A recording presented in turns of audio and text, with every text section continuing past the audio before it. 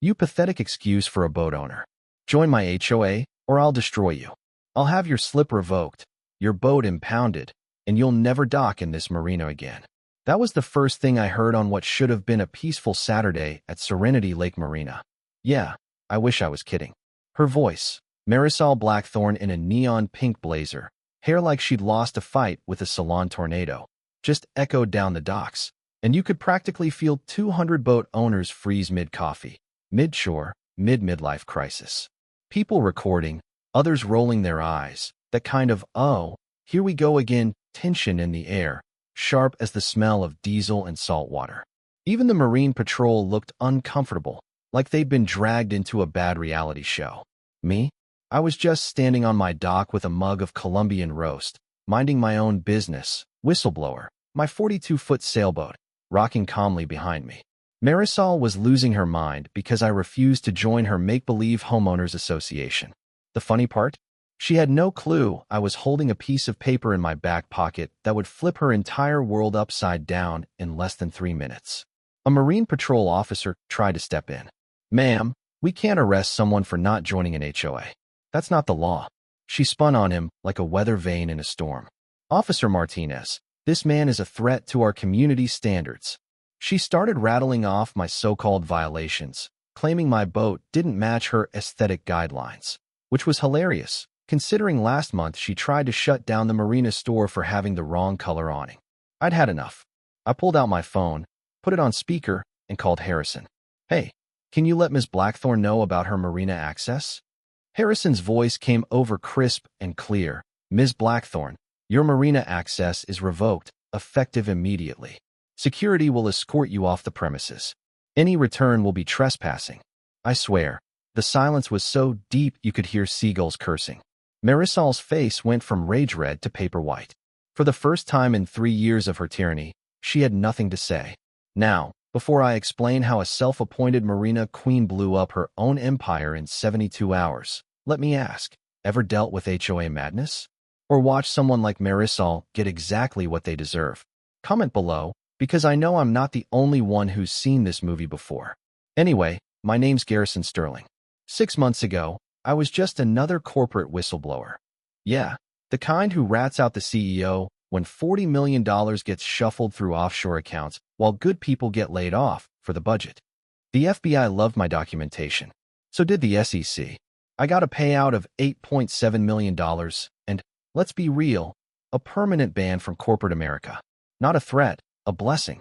I'd lost 2 decades in conference rooms smelling of burnt coffee and broken dreams. The payout meant options. Real ones. I didn't have to pretend to care about quarterly reports or traffic jams ever again. My new life started with a listing buried deep on a government auction page. Serenity Lake Marina. Most people saw slips, a fuel dock, a store, basic stuff. Me? I spotted something in the fine print. Lakeside Marina Association Charter, dormant since 1952. Old contracts, hidden power, my specialty. Only 3 bidders showed up at auction. 2 were developers looking to bulldoze the place. I won for $312,000, no negotiation. They had no clue I'd pay 10 times that for what came with it. A master lease, the power to set all rules, and, yeah, a forgotten association charter that basically made me king of the marina. Nobody else noticed. The place was a mess, deferred maintenance, broken cameras, weird smells from the pump-out station. But that charter, gathering dust in a filing cabinet, spelled out exactly who controlled everything: slip assignments, rules, even the power to revoke access for community standards violations. It was never dissolved, just forgotten after the last real president died in 2003.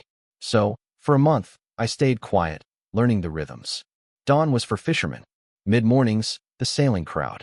Afternoons, families and kids. And then, Marisol.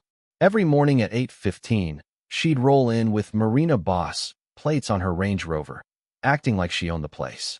She didn't own a slip, had no official title. Her only credential was marrying Richard Blackthorne, a developer who showed up twice a year to check on his yacht. She'd appointed herself president of the imaginary Serenity Marina HOA. I checked, no such group registered anywhere. But she sent official-looking notices, held meetings, and collected $400 a month from everyone too intimidated to argue. She created dress codes, banned kids from the docks during her yoga hours, regulated flags, and once tried to fire the fuel dock manager for not following her orders. She couldn't, but she sure made him miserable. She'd even tried limiting premium fuel to worthy boats. I watched, took notes, and built a file like I was back in corporate compliance. I was waiting for Marisol to cross a line. It didn't take long. One Tuesday, I was fixing rigging when she stormed up with that Ice Queen smile, her perfume so strong I almost coughed. "Are you the owner of this vessel?" she sneered, calling whistleblower a garbage scow, even though it's a classic Swan 42. She wanted my membership application, my dues. "There's no real HOA here," I replied. She tried to show me official documents, Office Depot letterhead, forged signatures, nothing legal. "My husband and I have influence," she warned. "Make your time here pleasant or difficult." She even let slip a veiled threat about boats getting vandalized. What she didn't know? I was recording everything. And I'd already called my lawyer, the Attorney General's office, and a forensic accountant. That evening, I invited a few seasoned slip holders for drinks at the Tiki Bar. Captain Teddy, retired Navy, the Montgomerys, young and smart, and Maverick, a retired detective with more marina knowledge than Google. They all had their own Marisol horror stories. Maverick even suspected her operation was a front for something bigger. Coded calls, strange wire transfers, money gone from the HOA accounts as fast as it came in. I showed them the charter, proof that, legally, I was the actual president of the original association, with authority over everything. Their hope was palpable. We made a plan, collect more evidence, document the fraud, uncover where the money was going. Maverick promised to use his contacts. The Montgomerys started listing every bogus find. Teddy rallied the old-timers. Then came the escalation. Marisol filed anonymous complaints, sent code enforcement for fake violations, even had a couple of hired goons chain my boat to the dock, impounding it for made-up HOA debts. I called the real police. Officer Martinez showed up again, wrote up the illegal restraint, and made it clear that Marisol's authority was pure fantasy. Word spread, and Marisol's grip started to slip. She tried calling a community vote to have me evicted. Teddy and others called her bluff. What board? Who voted?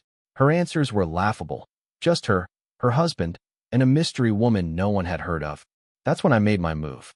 I called my lawyer, Harrison, who marched onto the dock with the original charter in hand. In front of everyone, residents, boaters, even some restaurant patrons across the way, he read out the real rules. I was the legal president, Marisol's actions were fraud, and all the money she'd extorted was going to be investigated. The crowd erupted, years of frustration boiling over. Marisol tried to slip away, but was surrounded by questions and phones.